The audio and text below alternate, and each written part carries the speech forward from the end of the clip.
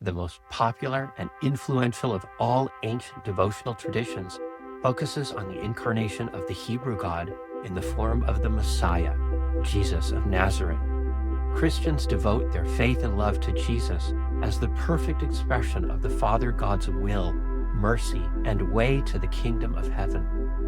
Christians experience devotional relationships with Jesus as merciful healer, teacher, father, infant baby, divine sacrifice, redeemer, and exalted King of Kings. Some Christians expand these relationships through reverence of saints, particularly Mary, Jesus' mother, as a pure mother figure, protector, and approachable, merciful advocate.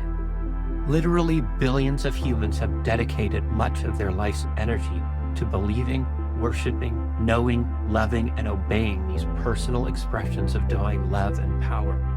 In doing so, many of them have described mystical, spiritual experiences and rich personal relationships with the divine. Christians, Hindus, Buddhists, and other devotees have experienced personal connections through faith in relationships with God as Father, Son, baby, partner, mother, and more. I personally find devotional worship so accessible and meaningful. I found great faith and meaning in the devotional poems of Christians, Jews, Hindus, and Sufi Muslims through the ages. I don't mind if they use different names or place themselves in varying relationships with the divine or God. In fact, the similarities, richness, and depth of loving devotion across so many different cultures and religions touches my heart. I find Jesus' humanity as inspiring as his divinity. Personally, I am grateful for human examples of how to embody God's purposes and will in life in the world. I'm not so wise to figure out how to do it all on my own. Do you have a personal relationship with God?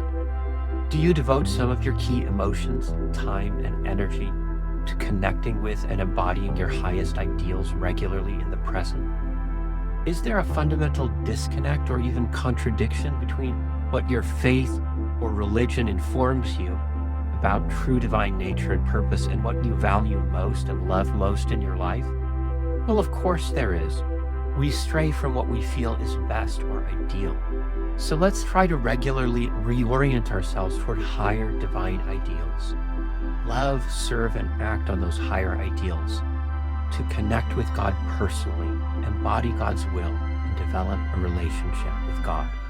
Please check out full video and audio episodes of Being Humans Together on YouTube, Apple Podcasts, and Spotify.